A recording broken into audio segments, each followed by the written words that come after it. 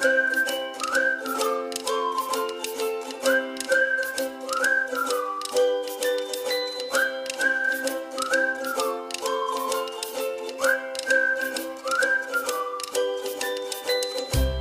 Everyone, welcome to achievers. मेरा नाम है मेघा जायसवाल और जैसा कि आप लोग जानते हैं इस चैनल पे हम करते हैं सीटेट की प्रिपरेशन। तो देखिए, बहुत दिनों बाद ये वीडियो आ रही है और टॉपिक आपने देख लिया होगा। हम क्या करने वाले हैं, जीन पियाजे थ्योरी ऑफ कॉग्निटिव डेवलपमेंट। अब जो लोग नए हैं, इस चैनल को पहली बार देख रहे हैं, इस वीडियो को पहली बार देख रहे हैं, उनके लिए तो ये टॉपिक इस चैनल पर नया है। बट जो ओल्ड सब्सक्राइबर्स हैं वो ये ज़रूर कहेंगे कि ये टॉपिक तो हम पहले भी कर चुके हैं। तो देखिए, कोई भी एग्ज़ाम जैसे लगातार होता जाता है तो हम देखते हैं कि उसमें जो क्वेश्चंस का लेवल है वो और डीप होता जाएगा। ठीक है, आप देख रहे हैं 2011 से हमारा सीटेट का एग्ज़ाम चला आ रहा है और अब तो ये ऑनलाइन होने लग गया है। तो क्वेश्चंस का लेवल भी आप देखेंगे आप हाई होता जा रहा है। अब डीप पूछने लगे हैं, कॉन्सेप्ट पूछने लगे हैं, आपको एग्जाम्पल दे देंगे और उसके ऊपर पूछेंगे, आपका कॉन्सेप्ट चेक करेंगे कि कौन सा कॉन्सेप्ट यहाँ पर लग रहा है। तो ऐसा नहीं है कि जो पहले थ्योरी कराई उसमें मैंने कुछ मिस किया है, उसमें भी आप देखेंगे काफ़ी सारे इंपॉर्टेंट टर्म्स वहाँ पे कवर कर रखे हैं और उस समय के हिसाब से जितना उस समय पेपर में आता था उसके हिसाब से वो सफिशिएंट है। बट मुझे लगा कि एक बार हमें इस थ्योरी को और डिस्कस करना चाहिए in light of the fact that हमें पेपर जो है वो थोड़ा डिफ़िकल्ट होता जा रहा है, या आप कह सकते हैं उस पर डीप क्वेश्चंस पूछे जा रहे हैं। तो इसलिए अब हम एक बार और इसको यहाँ पर डिस्कस करेंगे। तो देखिए, जीन पियाजे थ्योरी ऑफ कॉग्निटिव डेवलपमेंट यानी कि इन्होंने किसका सिद्धांत दिया, संज्ञानात्मक विकास का सिद्धांत दिया। बेसिकली बच्चों में कॉग्निटिव डेवलपमेंट कैसे होता है, यानी कैसे उनके अंदर सोच का, समझ का विकास होता है। ठीक है, उनकी जो मानसिक क्षमताएं वो किस तरीके से डेवलप होती हैं, इसे स्टडी किया था सबसे पहली बार जीन पियाजे। जीन पियाजे वैसे क्या थे, एक स्विस साइकोलॉजिस्ट थे, स्विस बायोलॉजिस्ट थे। ठीक है, एक स्विस बायोलॉजिस्ट थे और बाद में इनका जो इंटरेस्ट है वो किस में आया, वो इनका इंटरेस्ट आया कॉग्निटिव साइकोलॉजी में। कॉग्निटिव साइकोलॉजी में जब इनका इंटरेस्ट आया, इन्होंने एक स्टडी करी थी जिसे हम कहेंगे लॉन्गिट्यूडनल स्टडी करी थी। लॉन्गिट्यूडनल स्टडी का मतलब ये होता है कि जब आपके पास सैंपल छोटा हो और आप बहुत लंबे समय तक उसके ऊपर स्टडी करते हैं तो आप इसे लॉन्गिट्यूडनल स्टडी कहते हैं। ठीक है, लॉन्गिट्यूडनल स्टडी कह लीजिए, लॉन्गिट्यूडनल रिसर्च कह लीजिए। और ये जो स्टडी करी थी इन्होंने अपने ही बच्चों पर करी थी। तो इनके 3 बच्चे थे, बहुत लंबे समय तक इन्होंने अपने बच्चों को ऑब्जर्व किया, स्टडी किया और उसके ऊपर बेस इन्होंने फिर ये थ्योरी दी थी। तो देखिए, अकॉर्डिंग टू हिम बच्चा क्या है, बच्चा क्या है, एक्टिव कंस्ट्रक्टर ऑफ नॉलेज है। ठीक है, यानी कि सक्रिय निर्माता है ज्ञान का। वो खुद से एक्सप्लोर करता है, अपने अराउंड चीज़ों को देखता है, समझता है, सेंसेस से छू कर देखता है और फिर अपने ज्ञान का निर्माण करता है, फिर उस नॉलेज को अपने दिमाग में लेता है। तो बच्चे क्या हैं, इसीलिए इन्हें कंस्ट्रक्टिविस्ट कहा जाता है। ठीक है, बच्चे को इन्होंने क्या कहा है, एक्टिव कंस्ट्रक्टर ऑफ नॉलेज का। लिटिल साइंटिस्ट बोला है इन्होंने बच्चों को, नन्हे वैज्ञानिक है बच्चे, खुद से एक्सप्लोर कर रहे हैं और खुद से जो है सीख रहे हैं। ठीक है, दूसरी चीज़ हम बात करेंगे कि इन्होंने ह्यूमन माइंड को, ठीक है, ह्यूमन माइंड जो है उसके इन्होंने 2 पार्ट्स बताए। एक बताया कॉग्निटिव स्ट्रक्चर और दूसरा बताया कॉग्निटिव फंक्शनिंग। जैसे आप हमारी फिजिकल बॉडी को ही देख लीजिए, इसके 2 पार्ट्स हम कर सकते हैं कि एक तो है मेरा स्ट्रक्चर, जैसे मैं अपने हाथ की बात कर रही हूँ, ये इसकी एक संरचना है और इससे जो भी मैं काम कर रही हूँ, जो भी मैं फंक्शनिंग कर रही हूँ वो इसकी फंक्शनिंग आ जाएगी। तो इसी तरीके से हमारे दिमाग के भी उन्होंने बताए थे 2 हिस्से कि भाई कॉग्निटिव स्ट्रक्चर होता है ह्यूमन माइंड का, ठीक है, यानी कि एक संरचना है उसकी दिमाग की, और दूसरा है हम उस संरचना से यानी कि जो भी हमारे पास नॉलेज है उसका हम प्रयोग करते हैं। ठीक है, वो होती है आपकी कॉग्निटिव फंक्शनिंग। कॉग्निटिव स्ट्रक्चर में हम बात करते हैं स्कीमा की। ठीक है, काफ़ी इंपॉर्टेंट टर्म है स्कीमा। स्कीमा क्या है, देखिए, स्कीमा है unit of one's cognitive structure. हमारा जो दिमाग में हमारी जो संरचना है उसका एक इकाई है। ठीक है, हमारे नॉलेज की, हमारी समझ लीजिए एक इकाई है। जैसे आप देखिए, अगर मैं बोलूँ सेब, ठीक है, तो सेब वर्ड लेते ही आपके दिमाग में उससे रिलेटेड सारी चीज़ें आ जाएंगी। आपको पता है कि सेब का कलर रेड होता है, उसका स्वाद कैसा है, उसकी खुशबू कैसी है, उसका शेप कैसा है, ये सारी चीज़ें मेरा बस एक एप्पल कहते ही आपके दिमाग में कैसे आ गई, क्योंकि आपके दिमाग में उससे रिलेटेड जो नॉलेज है वो कहीं ना कहीं स्टोर्ड है, वही है स्कीमा। ठीक है, हर चीज़, हर फंक्शन का जो भी नॉलेज हमारे दिमाग में स्टोर्ड होती है वही आपके स्कीमाज होते हैं। ठीक है, तो स्कीमा क्या है, unit of one's cognitive structure. हमारी समझ, हमारे माइंड में जितना भी आपके जो इन्फॉर्मेशन भरी हुई है उसका एक इकाई आपकी स्कीमा कहलाएगी, या फिर सेंसरी मोटर रिप्रेजेंटेशन भी आप इसे कह सकते हैं। अब इनका यूज़ करते हैं जब हम, ठीक है, इनका यूज़ करके जब हम इनको क्या करेंगे, अप्लाई करेंगे, क्या करेंगे, लर्निंग करेंगे, याद करेंगे, चीज़ों को सीखेंगे, थिंकिंग प्रोसेस, हमारा सोचना समझना, ठीक है, हमारे दिमाग से जो भी काम हो रहे हैं, हायर ऑर्डर मेंटल फंक्शनिंग जो भी हो रही है वो सब आपकी किस में आ जाएगी, कॉग्निटिव फंक्शनिंग में आ जाएगी। अब दूसरी चीज़ देखिए इन्होंने क्या कही है कि जो कॉग्निटिव डेवलपमेंट होता है बच्चों में वो किसके प्रोसेस के द्वारा होता है, अडेप्टेशन के द्वारा। अडेप्टेशन हिंदी में भी मैंने लिख दिया अनुकूलन, ठीक है, अडेप्टेशन के द्वारा होता है। और अडेप्टेशन में आपके दो प्रोसेसेस हैं, एसिमिलेशन एंड अकोमोडेशन, ठीक है। एसिमिलेशन यानी आत्मसातीकरण, जब हम न्यू नॉलेज को अपने दिमाग में लेते हैं तो वो होता है एसिमिलेशन, ठीक है। एक छोटा बच्चा भी आप देखिए हर चीज़ को क्या बहुत ही गौर से देख रहा होता है, उसके लिए तो सारी चीज़ें नहीं है ना दुनिया में, वो अभी आया है तो उसके लिए सारी चीज़ें नहीं है, वो झुंझुना पकड़ के हिला भी रहा है फिर उसे देख रहा है, तो जब वो चीज़ों को देख रहा है ऑब्जर्व कर रहा है तो वो उसके दिमाग में अपने जो दिमाग में वो सारी चीज़ों को भरने की कोशिश कर रहा है, उस ऑब्जेक्ट के रिलेटेड नॉलेज को जानने की कोशिश कर रहा है, ठीक है। तो कोई भी न्यू नॉलेज आपके पास आ रही है तो वो होता है एसिमिलेशन। आप क्या कर रहे हो, उससे आपके कॉग्निटिव स्कीमास बन रहे हैं।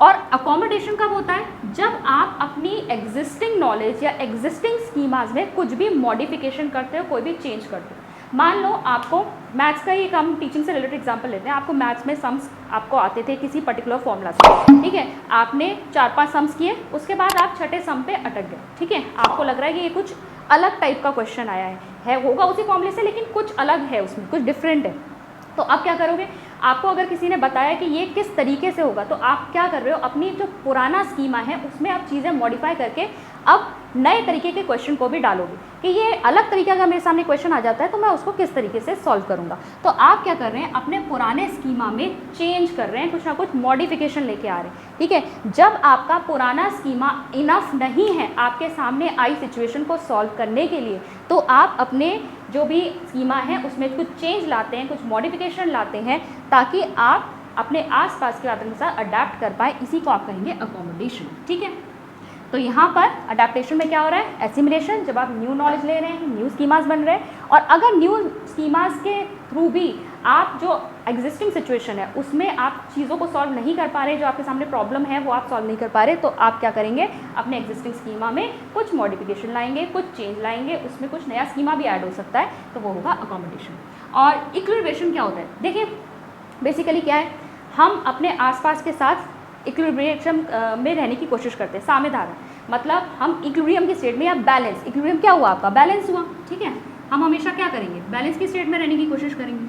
हमारे सामने कोई प्रॉब्लम आई, ठीक है, अब उस प्रॉब्लम को हमें क्या करना है, फेस करना है, तो हमारा प्रॉब्लम आते ही हमारा ये इक्विलिब्रियम, ये बैलेंस हिल गया, अब हम क्या करेंगे, अपनी एग्जिस्टिंग नॉलेज से पहले उसे सॉल्व करने की कोशिश करेंगे, नहीं कर पाएंगे तो मॉडिफिकेशन करके अकोमोडेट करेंगे, और इन दोनों की हेल्प से क्या होगा, अडेप्टेशन होगा, और फिर से हम कौन सी स्टेट को अचीव कर लेंगे, फिर से हम बैलेंस की स्टेट को अचीव कर लेंगे। तो ये कुछ टर्म्स हैं, ये सारे टर्म्स इंपॉर्टेंट हैं, इनके ऊपर क्वेश्चंस पूछ लिए जाते हैं आपके सीटेट के एग्जाम में।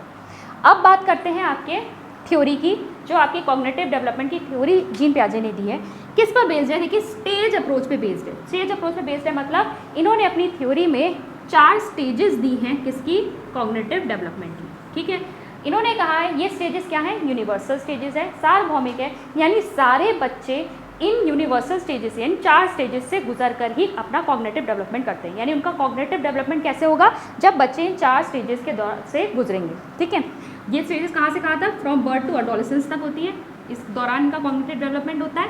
और children move to next step, एक स्टेज से दूसरे स्टेज में जब बच्चे पहुँचते हैं वो कब पहुँचेंगे, जब वो एक एप्रोप्रिएट लेवल ऑफ मैच्योरेशन तक पहुँच जाएंगे। मतलब जब तक उस एज तक बच्चा नहीं पहुंचेगा, आप उस एज लेवल की जो चीज़ें हैं, कॉन्सेप्ट है, बच्चे के दिमाग में नहीं डाल पाएंगे, ठीक है। आप 4th क्लास के बच्चे को 12th क्लास का कॉन्सेप्ट तो नहीं पढ़ा सकते ना, तो जब बच्चा उस लेवल तक आ जाए, मैच्योरेशन मतलब उस एज लेवल तक आ जाएगा, तभी आप उस रिलेटेड जो वहाँ के कॉन्सेप्ट है वो आप उसको समझा पाएंगे, उसकी डिफ़िकल्टी लेवल का जो कॉन्सेप्ट है। फिर है expose to relevant type of experience, और साथ ही साथ आपको क्या करना है, उसको ऐसे अनुभव भी देने हैं, यानी कि बेसिकली आपको वो चीज़ें सिखाने के लिए उसे एप्रोप्रिएट एनवायरनमेंट भी देना है। आप एक कमरे में बंद करके रख देंगे तब बच्चे का कॉग्निटिव डेवलपमेंट नहीं होगा। बच्चे को आप सिखाने के लिए उसे एनवायरनमेंट देंगे, प्रॉपर उसे प्रॉपर बुक्स वगैरह मटेरियल जो भी है वो आप प्रोवाइड करवाएंगे, बच्चा सीखेगा, खुद से एक्सपेरिमेंट करेगा, तभी बच्चा जो है आगे लर्न कर पाएगा और एक स्टेज से दूसरी स्टेज में आगे बढ़ पाएगा। तो प्रॉपर एज होनी चाहिए, साथ ही साथ उसे उसी प्रकार के अनुभव भी मिलने चाहिए, उसे वो एनवायरनमेंट मिलना चाहिए, अपॉर्चुनिटी मिलनी चाहिए सीखने की, तब उसका कॉग्निटिव डेवलपमेंट होता है। अब देखते हैं हम 4 स्टेजेस जो आपके जीन पियाजे ने दी है कॉग्निटिव डेवलपमेंट की। तो सबसे पहली स्टेज है आपकी सेंसरी मोटर स्टेज, जिसे हम संवेदी गामक अवस्था कहते हैं हिंदी में। कहाँ से शुरू होती है, 0 to 2 ईयर्स, ठीक है। तो बर्थ से लेकर आपका 2 ईयर्स तक। तो अब देखिए यहाँ पर हम इसे सेंसरी मोटर स्टेज क्यों कह रहे हैं, क्यों कह रहे हैं संवेदी गामक अवस्था, क्योंकि एक तो यहाँ एब्सेंस ऑफ लैंग्वेज है, यानी कि आप देख लीजिए, आप जीरो से बर्थ के बाद से जो 2 साल तक का बच्चा होता है, यहाँ पर भाषा उतनी नहीं आती है बच्चे को, ठीक है, भाषा का तो एब्सेंट है, यहाँ पर लैंग्वेज है नहीं, तो यहाँ पर बच्चा सिर्फ किससे बात कर रहा है, अपने सेंसेस के थ्रू रिएक्ट कर रहा है, ठीक है, जो चीज़ें अगर उसे छू कर महसूस हो रही है उस पर रिएक्ट कर रहा है वो, और सेंसेस और मोटर एक्टिविटीज़, ठीक है, जो भी अगर वो जब वो अपने हाथों के सहारे से बैठना शुरू करता है, चलना शुरू करता है, टॉय से खेलना शुरू करता है, झुंझुना पकड़ रहा है, हिला रहा है, ठीक है, तो इनके थ्रू जो है वो सीख रहा है यहाँ पर, इसीलिए इसे सेंसरी मोटर स्टेज कहा गया है, ठीक है। यहाँ पर आप ये भी कह सकते हैं सेंसेस आर टीचर्स, ठीक है, सेंसेस आर टीचर्स। कुछ रिफ्लेक्सेस यहाँ पर बच्चों में पहले से ही प्रेजेंट होते हैं, जैसे कि आप देखेंगे ग्रास्पिंग का रिफ्लेक्स, सकिंग का रिफ्लेक्स, आप बच्चे के छोटा सा बच्चा होता है उसके लिप्स पर कुछ भी रख दो तो वो उसको सक करना शुरू कर देता है, ठीक है, दूध की बोतल आप उसके मुंह पे रख देंगे वो सीधे उसको चूसना शुरू कर देगा। ऐसी ग्रास्पिंग, अगर आप उंगली उसे पकड़ाएंगे तुरंत वो आपकी कहते हैं मुट्ठी बंद करके ऐसे उंगली पकड़ लेगा, तो ग्रास्पिंग रिफ्लेक्स है। रूटिंग रिफ्लेक्सेस होते हैं, आप तुरंत उसको छुएंगे तो एकदम से वो शेक करता है, हिलता है, तो कुछ रूटिंग रिफ्लेक्सेस होते हैं। तो कुछ रिफ्लेक्सेस जो है बाय बर्थ, ये कुछ स्कीमाज हैं, ठीक है, ये कुछ स्कीमाज हैं जो बच्चे के अंदर बाय बर्थ प्रेजेंट है। अब देखिए यहाँ पर ये जो आपके सेंसरी मोटर स्टेज है ये 6 सब स्टेजेस में डिवाइडेड है, इसमें हम इसके अंदर डीप में नहीं जाना है, हमें बस ये पता होना चाहिए कि आपकी जो सेंसरी मोटर स्टेज है वो फर्दर कितनी 6 सब स्टेजेस में डिवाइडेड है। अब बेसिक फीचर्स देखते हैं आपके जो हमें सेंसरी मोटर स्टेज के बच्चों में देखने को मिलेगा। सबसे पहला है आपका सर्कुलर रिएक्शन। सर्कुलर रिएक्शंस मतलब वो चीज़ों को बार बार दोहराते हैं, ठीक है, जैसे कि आप देखेंगे बच्चा एक रैटल लेके, एक झुंझुना लेकर क्या कर रहा है, उसको पहले ऐसे शेक कर रहा है, फिर उसे बहुत देर तक देख रहा है, फिर उसे शेक करना फिर शुरू कर देता है, फिर उसे बहुत देर तक देखता है, उस पर बड़े ध्यान से देखता है। मतलब वो एक्चुअली क्या कर रहा है, उस ऑब्जेक्ट के बारे में जो भी इन्फॉर्मेशन है वो अपने दिमाग में डालने की कोशिश कर रहा है। वो क्या कर रहा है, पहले उसको हिला रहा है तो उसको साउंड आ रही है, फिर जब वो रुक जा रहा है फिर उसको देख रहा है कि तो उसको ये जानना है कि साउंड आ कैसे रही है, कैसे हिला रहा हूँ तो किस तरीके की साउंड आ रही है। तो बेसिकली आप देखेंगे वो इसी तरीके की चीज़ों को रिपीट करता रहता है। आप उसके सामने कोई खिलौना रखो, खिलौने को अगर वो नीचे फेंक दे रहा है, फिर आप ज़मीन से उठा के रखोगे फिर नीचे फेंक देगा, और फिर उसे ध्यान से देखता भी रहता है। वो एक्चुअली ये उसके बारे में इन्फॉर्मेशन अपने दिमाग में फीड कर रहा है कि इस खिलौने को मैं कैसे फेंक रहा हूँ, तो किस तरीके से, किस साइड से गिर रहा है, कैसी आवाज़ आ रही है। तो वो इस तरह की सर्कुलर रिएक्शंस कर करके बच्चा क्या करता है, इन्फॉर्मेशन जो है अपने आसपास के ऑब्जेक्ट्स की अपने दिमाग में डालने की कोशिश कर रहा है। ये है आपका सर्कुलर रिएक्शन जो बार बार दोहरा रहा है। फिर है गोल डायरेक्टेड बिहेवियर। गोल डायरेक्टेड बिहेवियर का मतलब ये है कि अब बच्चा 2-3 स्कीमास को कोऑर्डिनेट करके किसी एक गोल तक पहुंचने की कोशिश करेगा। मतलब मान लीजिए वो जिस रूम में है वहाँ पर बहुत सारे खिलौने बिखरे पड़े हैं और उसका जो फेवरेट खिलौना है वो सबसे बाहर दूर को पड़ा हुआ है, तो वो क्या करेगा, अब अपने घुटनों के बल चल के जाएगा, बाकी सारे खिलौनों को साइड करेगा और जाकर अपने फेवरेट टॉय को लेगा। ठीक है, फेवरेट टॉय को लेना उसका गोल था, उसका लक्ष्य था। उसमें उसने बहुत सारे स्कीमास को कोऑर्डिनेट किया, ठीक है, अपना रास्ता बनाया, टॉयज़ के बीच में से टॉयज़ को हटाया, खुद चल के गया, ये भी एक मोटर एक्टिविटी है। तो इसने बहुत सारे स्कीमास को कोऑर्डिनेट किया और फिर जाकर अपना जो लक्ष्य है, यानी कि जो टॉय उसको चाहिए था वो जाकर उसने लिया। तो ये है गोल डायरेक्टेड बिहेवियर, जहाँ पर बहुत सारे स्कीमास को कोऑर्डिनेट करके बच्चा एक गोल को प्राप्त करने की कोशिश करता है। फिर है ऑब्जेक्ट परमानेंस। ऑब्जेक्ट परमानेंस का मतलब वस्तु स्थायित्व कहते हैं हिंदी में। मतलब ऑब्जेक्ट्स तब भी होते हैं जब वो उसकी आंखों के सामने नहीं है, ठीक है। ये ऑब्जेक्ट परमानेंस बच्चे के अंदर आता है 8 मंथ से लेकर 12 मंथ्स की एज तक, ठीक है। 8 महीने से भी छोटा अगर बच्चा है, उसके सामने ना अगर आप मान लो वो बॉल से खेल रहा है, आपने उसके हाथ से बॉल छीनी और अपने पीछे ऐसे रख ली, ठीक है, आप कह दो कौवा ले गया, तो वो मान जाएगा, वो उसमें ऊपर ध्यान नहीं देगा, वो अपने और दूसरी चीज़ों में लग जाएगा, क्योंकि उसके लिए उस चीज़ का अस्तित्व ही नहीं है जो उसे दिख नहीं रही है, ठीक है। Out of sight out of mind हो जाएगा। अब जो उसके लिए उसी चीज़ का अस्तित्व है जो उसे सामने से दिखाई दे रहा है, अगर आपने उसके सामने से वो चीज़ हटा दी तो वो भूल जाएगा, उसके लिए वो है ही नहीं, एग्जिस्ट ही नहीं करती इस दुनिया में, ठीक है। लेकिन ऑब्जेक्ट परमानेंस जो है वस्तु स्थायित्व बच्चे के अंदर 8 से 12 महीने का जो बच्चा होता है तब उसके अंदर आ जाता है। अब अगर इस केस में, अगर इस एज में जो बच्चा है, अगर उसके अंदर ऑब्जेक्ट परमानेंस आ गया, अब आप उसके साथ जो जिस बॉल से वो खेल रहा है वो बॉल आप लेके छुपाओ, ठीक है। अगर आप उसे छुपा भी लोगे तो वो क्या करेगा, वो आपके पीछे जाकर उसे ढूंढेगा, ठीक है, उसे देखने की कोशिश करेगा। अगर उसने आपको रखते हुए देख लिया, किसी मान लो किसी ब्लैंकेट के नीचे आपने बॉल को छुपाते हुए देख लिया, तो वो जाकर ब्लैंकेट के नीचे उस बॉल को ढूंढेगा। उसे वो दिख नहीं रही है ऊपर से, लेकिन उसे पता है कि वो बॉल वहीं पे है, ठीक है। तो ऑब्जेक्ट परमानेंस का मतलब वस्तु तभी भी एग्जिस्ट करती है इस दुनिया में जब वो उसे दिख नहीं रही होती। ये चीज़ जब बच्चे को समझ में आने लगती है तो उसे हम कहते हैं ऑब्जेक्ट परमानेंस, ठीक है। फिर है मेंटल रिप्रेजेंटेशन। मेंटल रिप्रेजेंटेशन जहाँ पर मानसिक रूप से आप बच्चे के अंदर दिमाग में किसी चीज़ के लिए सिंबल्स बनने शुरू हो जाते हैं, यहाँ से बच्चों की यादें बननी शुरू हो जाती है, बच्चे आप चीज़ों को याद रखने लगते हैं, ठीक है। ये है मेंटल रिप्रेजेंटेशन। इसके अलावा कोई चीज़ किसके लिए स्टैंड करती है ये भी बच्चे को थोड़ा समझ में आने लगता है। जैसे अब बच्चा पानी, ठीक है, पानी उसे पता होता है क्या है, ठीक है, तो मेंटल रिप्रेजेंटेशन उसकी पिक्चर बना लेता है, अपने आसपास बड़ों को बोलते हुए देखता है ना, तो उसको समझ में आने लगता है। तो मेंटल रिप्रेजेंटेशन है, यहाँ पे सिम्बल्स बेसिकली बच्चे के दिमाग में बनने लगे चीज़ों के प्रति। फिर है डेफर्ड इमिटेशन। डेफर्ड इमिटेशन का मतलब होता है कि कोई ऐसी आप कह सकते हैं एक्टिविटी जो बच्चे ने पहले देखी हो, ठीक है, उसे वो थोड़े समय बाद दोहराता है। मतलब उससे किसी व्यक्ति को, जैसे मान लीजिए अपने फादर को उसे शेव करते हुए देखा है और कुछ दिनों बाद वो वैसे ही अपने पापा की तरह एक्टिंग करके दिखाने लगा, ठीक है।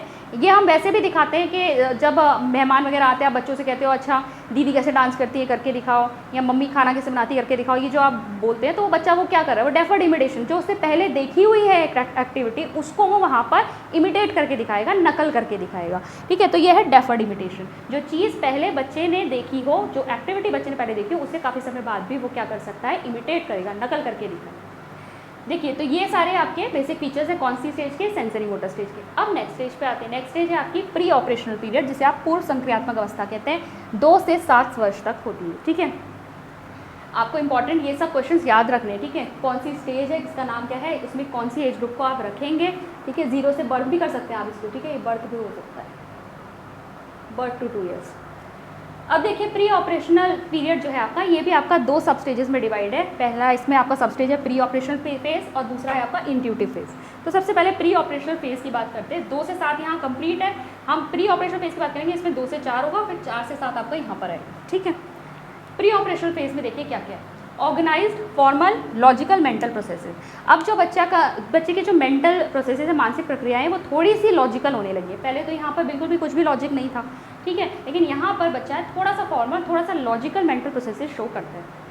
सिंबॉलिक फंक्शंस, अब उसे पता है, जैसे कि मैंने यहाँ पर भी बताया था, थोड़ा बहुत यहाँ पे मेंटल सिंबल बनने शुरू हो गए थे। अब यहाँ पर कौन सा वर्ड किस चीज़ को सिंबलाइज कर रहा है, पानी मतलब क्या है, ठीक है, जो चीज़ अभी उसके सामने उपस्थित नहीं है उसका नाम लेकर वो बता सकता है कि मुझे पानी चाहिए, ठीक है, उसे पता है पानी वर्ड जो है किसके लिए स्टैंड कर रहा है। तो यहाँ सिंबॉलिक फंक्शंस आने लगते हैं, बच्चे को पता है कि किस चीज़ को क्या कहकर बुलाना है। फिर है क्लासिफिकेशन। क्लासिफिकेशन देखिए यहाँ पर बच्चे को थोड़ा बहुत क्लासीफाई करना आता है, लेकिन इसमें वो गलतियाँ करता है, ठीक है। जैसे कि उसने एक लेडी कैसी दिखती है, एक जेंट्स कैसे दिखता है, उसने अपने पापा मम्मी को देख लिया, लेकिन उसके लिए आप सारे जेंट्स जो हैं वो पापा हो गए और सारी लेडीज़ जो हैं वो उसके लिए मम्मी हो गई। या फिर आप इसको एक डॉग के एग्जांपल से बहुत अच्छे से समझ सकते हैं कि अगर उसके घर में कोई कुत्ता है, मोंटू जो का मान लो उसका नाम है, तो जब भी वो बाहर जाएगा, बाहर उसे कहीं भी कुत्ता दिख गया तो वो कहेगा मोंटू, ठीक है, हर सारे कुत्ते उसके लिए मोंटू हो गए। तो वो क्लासिफिकेशन जो उसने कर तो दिया कि क्लासिफिकेशन करना आ गया उसे, जेंट्स पता चल गया, लेडी पता चल गई, मम्मी पता चल गए, पापा पता चल गए और मोंटू क्या है ये पता चल गया, लेकिन सबको उसने एक ही कैटेगरी में रख दिया। तो क्लासिफिकेशन करना आ जाता है, वर्गीकरण करता है बच्चा, लेकिन उसमें मिस्टेक्स करता है। फिर है ट्रांसडक्टिव रीजनिंग। ट्रांसडक्टिव रीजनिंग देखिए क्या है, इस एज में बच्चों की सोच ना तो इंडक्टिव है ना ही डिडक्टिव, ना आगमनात्मक ना निगमनात्मक, ठीक है। बच्चा अपनी ही कोई रीजनिंग देता है, जैसे वो संतरा और बॉल को एक ही बता देगा, ठीक है, हालांकि संतरा क्या है, एक फ्रूट है, और बॉल क्या है, खेलने की चीज़ है, लेकिन वो उसको दोनों को एक ही बता देगा। क्यों? क्योंकि दोनों गोल दिख रही है, वो उसकी अपनी रीजनिंग है। मान लीजिए कुत्ते ने भौंका और उसके बाद ट्रेन आई, तो वो ये कह देगा कुत्ता भौंका इसलिए ट्रेन आती, तो ये उसकी अपनी ही कोई रीजनिंग बता देता है, ट्रांसडक्टिव रीजनिंग कहते हैं उसे। 2 अनरिलेटेड चीज़ों में भी वो क्या बता देगा, रिलेशन बता देगा। फिर है आपका एनिमिज्म। एनिमिज्म का मतलब होता है यहाँ बच्चे लिविंग और नॉन लिविंग में फ़र्क यहाँ पर नहीं कर पाते। बेसिकली आप कह सकते हैं जो नॉन लिविंग चीज़ें भी हैं ना, उसमें बच्चे क्या देखते हैं, लिविंग को देखते हैं। उनकी डॉल जो है उनके लिए क्या है, एक लिविंग बीइंग है, उसको अपने साथ सुलाएंगे, उसको खिलाएंगे पिलाएंगे, उसको बिल्कुल ऐसे ट्रीट करेंगे जैसे कि वो एक लिविंग चीज़ है, ठीक है। फिर है ईगोसेंट्रिक थॉट। ईगोसेंट्रिक थॉट का मतलब है यहाँ पर बच्चे सिर्फ अपने ही बारे में सोचते हैं, अपने ही व्यू पॉइंट के बारे में सोचेंगे, दूसरा क्या सोचता है, दूसरे को बुरा लग सकता है या खराब लग सकता है, इस चीज़ की परवाह बच्चे को नहीं होती, दूसरे के व्यू पॉइंट को वो बिल्कुल भी कंसीडर नहीं करता, ठीक है। नेक्स्ट है इंट्यूटिव फेज। अब इसके दूसरे सबस्टेज जो हम देख रहे हैं इंट्यूटिव फेज, 4 से 7 साल के बच्चे इसमें देखेंगे। यहाँ पर स्पीच क्या है, उसकी जो बोलचाल, उसकी भाषा है ज़्यादा सोशल हो जाती है, ठीक है, इस केस में ज़्यादा सोशल हो जाए, ज़्यादा सामाजिक हो जाएगी और लेस ईगोसेंट्रिक हो जाएगी। अब यानी थोड़ा बहुत दूसरों के व्यू पॉइंट्स को बच्चा जो है समझने लगेगा। जैसे हम यहाँ पर कह सकते हैं ना कि अगर मान लीजिए एक बच्चा है वो अपने टॉयज से खेल रहा है और उसकी बड़ी बहन है वो एक बड़ी गुड़िया से खेल रही है, उसको बच्चे को वो गुड़िया पसंद है तो वो जाकर उससे छीन लेगा, उसे ये नहीं लगेगा कि मेरी बड़ी बहन को इससे बुरा भी लग सकता है, वो ये सोचेगा ही नहीं, क्योंकि उसका जो संसार है वो उसी के इर्द गिर्द घूम रहा है, जो भी चीज़ें हैं वो सब उसी के लिए हैं, ठीक है। वो दूसरे के व्यू पॉइंट को बिल्कुल भी नहीं सोचता। बच्चे ऐसे ही होते हैं, इस पर ईगोसेंट्रिक थॉट होता है। लेकिन यहाँ पर थोड़ी लेस ईगोसेंट्रिक होने लगेगा, यहाँ पर उसे ये भी महसूस होगा कि हाँ भाई मेरे बड़े बहन या बड़े भाई को बुरा भी लग सकता है, तो लेस ईगोसेंट्रिक हो जाता है। फिर है यहाँ पर दो बहुत इंपॉर्टेंट टर्म्स है, क्वेश्चन बहुत पूछा जाता है, रिवर्सिबिलिटी और कंजर्वेशन, ठीक है। यहाँ मैं यही कह रही हूँ आपसे, सीटेट के जो एग्जाम अब लिए जा रहे हैं उसमें डीप क्वेश्चंस क्या पूछ लेते हैं आपसे, एग्जाम्पल दे देंगे, ठीक है। एग्जाम्पल दे देंगे कि एक एक ऐसी ऐसी कोई प्रक्रिया हो रही है, तो इसमें आपको कौन सा कॉन्सेप्ट नज़र आ रहा है, ठीक है। तो देखिए रिवर्सिबिलिटी, रिवर्सिबिलिटी यानी कि उलटना पलटना। तो यहाँ बच्चे के अंदर जो है रिवर्सिबिलिटी एब्सेंट होती है, ठीक है, एब्सेंस है इनका, यहाँ पर वो चीज़ हमें देखने को नहीं मिलेगी। जैसे कि अगर आप एक बच्चे से पूछें कि क्या तुम्हारी कोई बड़ी बहन है, और मान लीजिए उसकी बड़ी बहन है तो वो हाँ कह देगा, और आप उससे कहो क्या उसकी बड़ी बहन का कोई भाई है, तो वो ये नहीं बता पाएगा कि वो खुद जो है वो अपनी बड़ी बहन का जो भाई भी है, ठीक है, वो अपनी रिवर्स नहीं कर सकता इस चीज़ को, ठीक है। वो ये नहीं बता पाएगा कि मेरी बहन का जो भाई है वो मैं खुद हूँ। तो रिवर्सिबिलिटी यहाँ बच्चों के अंदर एब्सेंट होती है। कंजर्वेशन भी यहाँ बच्चों के अंदर एब्सेंट होता है। अच्छा, कंजर्वेशन को देखिए हम कैसे समझ सकते हैं। मान लीजिए यहाँ पर मैंने ये 2 बीकर लिए, इनमें पानी लिया मैंने, ठीक है, इसमें सेम क्वांटिटी ले लिया, यहाँ पे भी 20 ml ले लिया, यहाँ पे भी 20 ml ले लिया। और अब मान लो इस वाले बीकर से मैंने इस सिलेंडर के अंदर, ये सिलेंडर थोड़ा लंबा सा, यहाँ पर एक सिलेंड्रिकल टाइप का बर्तन है, मैंने ये पानी इसके अंदर भरा, इतना ही है यहाँ पे 20 मिलीलीटर, ठीक है। बच्चे के सामने ही भरा, मैं बच्चे को दिखा रही हूँ कि देखो इसमें ए है, इसमें बी में, दोनों में इक्वल पानी है, और अब मैंने इसमें से पानी इसके अंदर लौट लिया। बताओ मैं उससे ये पूछूँ कि सी और बी में से किस में पानी ज़्यादा है, तो वो सी को कहेगा, ठीक है। वो ये देख रहा है कि पानी इक्वल अमाउंट में उतना ही डाला गया है, पानी ज़्यादा बढ़ाया नहीं गया, कम नहीं किया गया, लेकिन फिर भी क्योंकि वो इसे लंबा दिख रहा है तो वो इसको ज़्यादा कहेगा। इसी को कहते हैं कंजर्वेशन। मतलब बच्चे इस चीज़ को नहीं समझ पाते, इस संरक्षण कहते हैं हिंदी में, बच्चे इस चीज़ को नहीं समझ पाते कि अगर हम इनकी शेप बदल भी दें तो भी जो उसके अंदर क्वांटिटी है, मात्रा है, वो तो उतनी ही है, वो तो समान ही है, तो वो ये चीज़ नहीं समझ पाते, वो शेप पर जाएंगे, ठीक है। अब सेंट्रेशन भी इसी से रिलेटेड है। सेंट्रेशन का मतलब क्या हुआ, केंद्रीकरण। मतलब जब किसी भी समस्या या कोई भी सिचुएशन कह लीजिए, उस पर बच्चा सिर्फ एक ही पहलू पे ध्यान दे रहा है, सिर्फ एक ही पहलू पे ध्यान देगा, तो वो कहता है सेंट्रेशन। यहाँ पर भी आप देख सकते हैं, यहाँ बच्चे ने एक ही पहलू पे तो ध्यान दिया, यहाँ लंबाई पे ध्यान दिया, उसने ये नहीं देखा भाई पानी की क्वांटिटी तो सेम ही डाली है, लेकिन उसने क्या देखा, बर्तन कौन सा लंबा है, उसने एक पहलू पे ध्यान दिया और इसमें बता दिया कि इसमें ज़्यादा है, तो ये क्या कहलाएगा आपका सेंट्रेशन। फिर है बिलीव इन मैजिक। जादू में बच्चे विश्वास करते हैं कि अचानक से कोई चीज़ बढ़ गई, अचानक से कोई चीज़ भी गायब हो गई, एकदम से प्रकट हो गई, तो इस चीज़ पे बच्चे भरोसा कर लेंगे। फिर है प्रिंसिपल्स या सिद्धांतों के मामले में अगर हम देखें तो बच्चों के अंदर प्रिंसिपल्स या रूल्स जो हैं वो डेवलप अभी नहीं हुए होते हैं। मतलब बच्चों को आप कहेंगे, जैसे कि आप क्रिकेट खेल रहा है कोई बच्चा, ठीक है, मान लो बड़े बड़े बच्चों के साथ खेल रहा है, छोटे बच्चों को भी उन्होंने खिला लिया और वो आउट हो गया, तो वो मानेगा ही नहीं कि मैं आउट हो गया हूँ, कह रहे नहीं नहीं मेरी ही बैटिंग है, मैं ही खेलूँगा, क्योंकि वो सिंपल जो उसके रूल्स हैं गेम के वो उनको समझता नहीं है, अभी वो उन प्रिंसिपल्स को वो फॉलो नहीं करता। फिर अगर कोई बड़ा आके कह दे हाँ बच्चे तुम आउट हो गए हो, चलो तुम्हें दोबारा से चांस दे देंगे, लेकिन अभी तुम आउट हो गए हो, तो वो मान लेगा। कोई बड़ा आके अगर कोई कहेगा सिंपल डूज एंड डोंट्स, अगर कोई बड़ा आके बता देगा तो उसको समझ में आ जाएगा, अदरवाइज खुद से वो रूल्स या नियम या सिद्धांतों को नहीं मानता। फिर देखिए अभी डेवलप नहीं हुए इसके अंदर ये गेम के रूल्स। फिर देखिए इंट्यूटिव थॉट। इंट्यूटिव थॉट पे देखेंगे, इंट्यूटिव थॉट का मतलब देखिए अब यहाँ पर क्या है, बच्चों के पास, अब बच्चे इस स्टेज से जब गुजरे हैं उन्होंने बहुत सारी चीज़ें पूछी होंगी, उनके पास बहुत सारी इन्फॉर्मेशन हो गई है, भाई कौन सी उनके सामने आसपास जो वातावरण में चीज़ें हैं वो सब क्या है, किस तरीके से काम करती हैं, ठीक है, चिड़िया उड़ रही है, मछली तैर रही है, आसपास उन्हें जानवर दिखाई दे रहे हैं, कोई मशीन कैसे फंक्शन कर रही है या क्या है, मतलब क्या तो उनको पता है कम से कम, लेकिन इतनी सारी इन्फॉर्मेशन उनके अंदर आई कहाँ से, ठीक है, और ये हो कैसे रहा है, ये कोई भी काम क्यों हो रहा है, वाई हाउ, ये सब वो जानना चाहते हैं। तो ये या फिर जो भी चीज़ें हैं वो ऐसी क्यों है, चिड़िया उड़ रही है तो उसको पता है लेकिन क्यों उड़ रही है, मछली तैर रही है उसे पता है लेकिन क्यों कैसे तैर रही है, ठीक है, उसके बाद ऐसा क्या है, हम क्यों नहीं तैर रहे। तो ये जो है ये बच्चे के अंदर इंट्यूटिव थॉट होता है। बेसिकली बच्चा जो है समझने की कोशिश कर रहा है कि इतनी सारी इन्फॉर्मेशन है तो, लेकिन ये क्या है, क्यों है और कैसे हो रही है, ठीक है, ये सब चीज़ें हो किस तरीके से रही हैं। फिर आती है आपकी तीसरी स्टेज, कॉन्क्रीट ऑपरेशनल स्टेज, जिसे हम कहते हैं मूर्त संक्रियात्मक अवस्था, 7 से 12 वर्ष तक के बच्चों में होती है। तो देखिए यहाँ पर जो सोच या विचार है, ठीक है, वो कैसे होते हैं, ज़्यादा लॉजिकल और सिस्टमैटिक होते जाते हैं, ठीक है। लॉजिकल और सिस्टमैटिक यानी तर्कपूर्ण रूप से बच्चा सोचता है, व्यवस्थित ढंग से सोचता है। इंडक्टिव और डिडक्टिव रीजनिंग बच्चे के अंदर यहाँ पर आने लगती है। फिर दूसरी चीज़ है, अब देखिए जो दो हमने टर्म्स पढ़े थे कि रिवर्सिबिलिटी और कंजर्वेशन, यहाँ इस स्टेज में एब्सेंट थे, ये जो आपकी सेकेंड स्टेज थी इसमें एब्सेंट थे, अब यहाँ पर वो चीज़ें आ जाएंगी।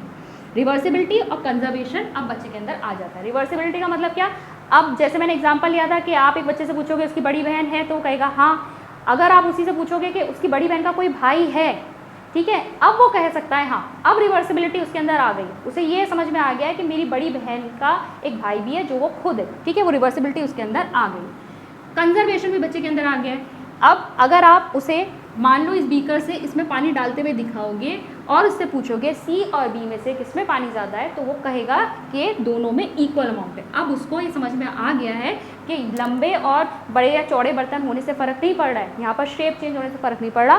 क्वांटिटी यहाँ भी 20 ml थी, यहाँ भी 20 ml थी। कंजर्वेशन, संरक्षण कहते हैं इसको, ठीक है, उसे समझ में आने लगा है शेप चेंज होने से क्वांटिटी में फ़र्क नहीं आया है, ठीक है।